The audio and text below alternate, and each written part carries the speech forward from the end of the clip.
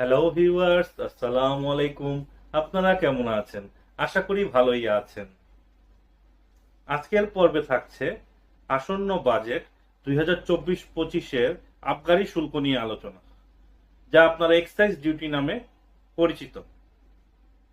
এই excise duty খাতে আরো দুটি নতুন স্ল্যাব যুক্ত হতে যাচ্ছে, যার কারণে আপনাকে গুনতে হবে আরো অতিরিক্ত শুল্ক। আর এছাড়া রয়েছে কিছু সতর্কতা, যেসব ভুলের কারণে আপনাকে প্রায় গুনতে হয় আবগারি শুল্ক অর্থাৎ এক্সাইজ ডিউটি। এই ভিডিও দেখে আপনার যদি ভালো লেগে থাকে আপনারা অবশ্যই আমার চ্যানেলটি সাবস্ক্রাইব করবেন। এর পাশাপাশি বেল আইকনে ক্লিক করে রাখুন, যাতে পরবর্তী ভিডিওর নোটিফিকেশন সবার আগে আপনার কাছে পৌঁছে যায়।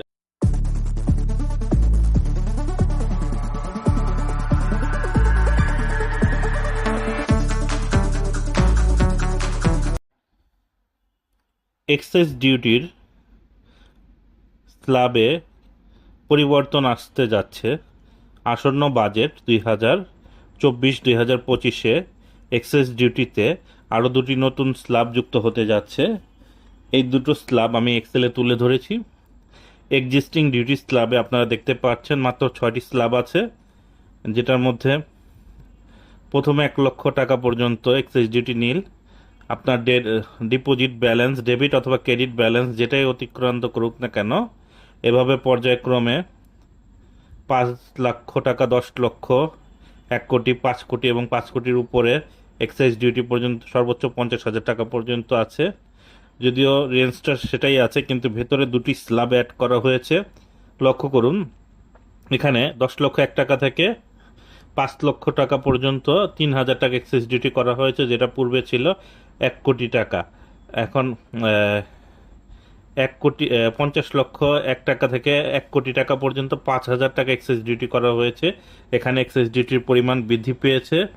এবং 1 কোটি 1 থেকে 2 কোটি টাকা পর্যন্ত 10,000 টাকা, 2 কোটি 1 থেকে 5 কোটি টাকা পর্যন্ত 20,000 টাকা এক্সাইজ ডিউটি করা হয়েছে।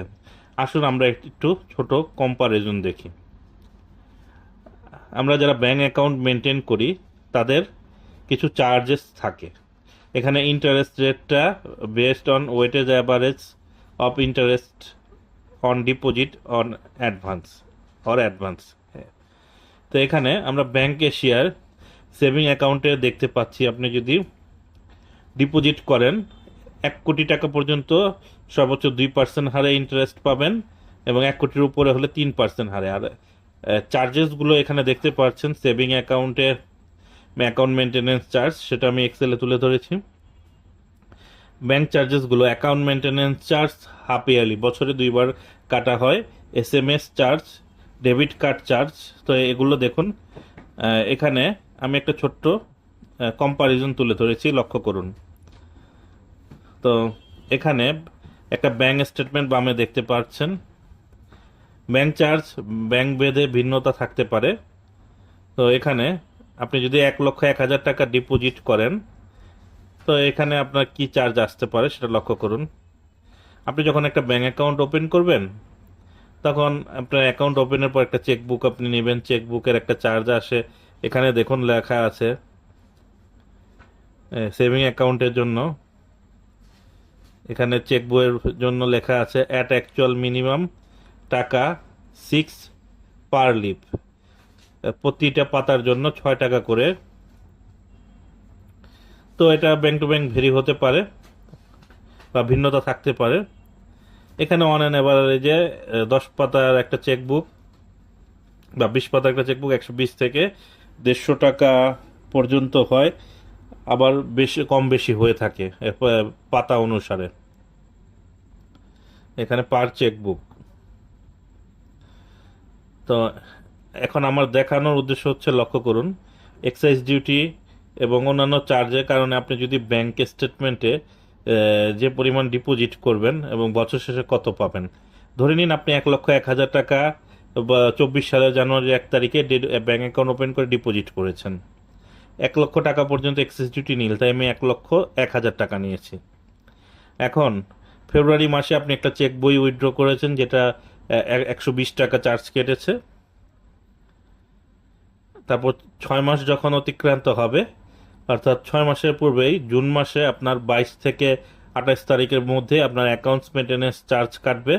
যেহেতু আপনার অ্যাকাউন্টস ব্যালেন্স 1,01,00,000 1,10,000 টাকা অতিক্রম করেছে, সেটা স্ল্যাব অনুসারে 200 টাকা, এবং তার উপর 15% ভ্যাট 30 টাকা, 230 টাকা চার্জ। ধরে নিচ্ছি আপনি আর কোনো উইথড্র করেননি, তাহলে অ্যাভারেজ রেটে আপনি ইন্টারেস্ট পাবেন এরকমই এখানে 34 টাকা 73 পয়সা আসে, এবং তার উপর টিডিএস আসে। তো এটা উপরে স্ল্যাবে হবে, আমি স্ল্যাবটা ঠিক করে নিচ্ছি, ম্যানুয়ালি লিখে দিচ্ছি 36 টাকা 73 পয়সা।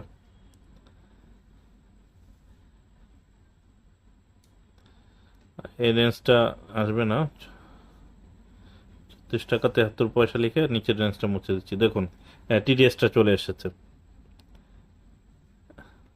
তো জুন মাসে একবার সেভিং অ্যাকাউন্টে আপনার ব্যাংক ইন্টারেস্ট পাবেন, সেটার উপরে ট্যাক্স কর্তন করা হবে।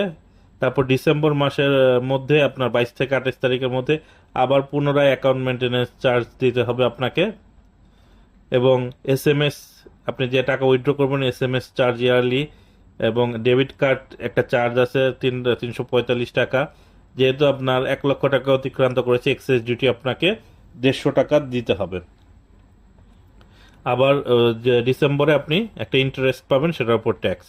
এখানে লক্ষ্য করুন, টোটাল ক্রেডিট হয়েছে আপনার অ্যাকাউন্টে 40 টাকা, আর ডেবিট হয়েছে 1379 টাকা। অর্থাৎ আপনি 1,01,000 টাকা যদি 1 বছর ব্যাংকে ফেলে রাখেন, সেটা চার্জ বাবদ কেটে আপনি 1,00,000 টাকা উইথড্র করতে পারবেন না।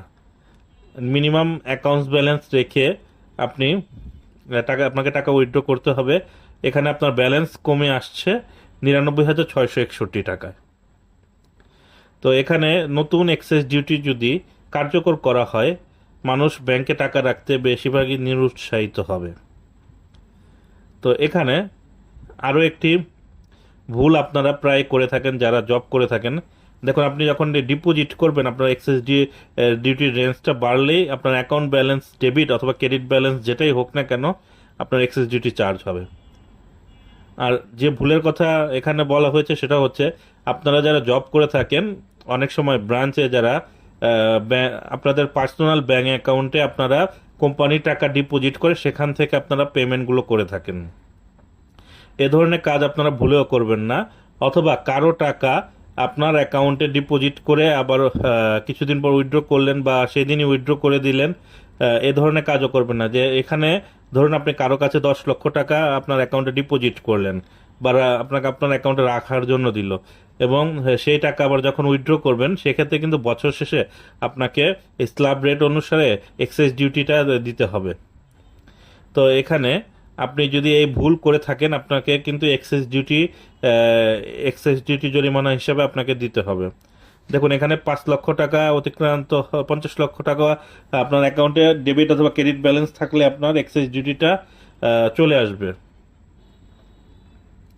তো এখানে আবার নতুন বাজেটের স্ল্যাব অনুসারে আপনি টাকার পরিমাণ যতই হোক, যত বাড়বে সে অনুসারে এক্সেস ডিউটিটা আসবে।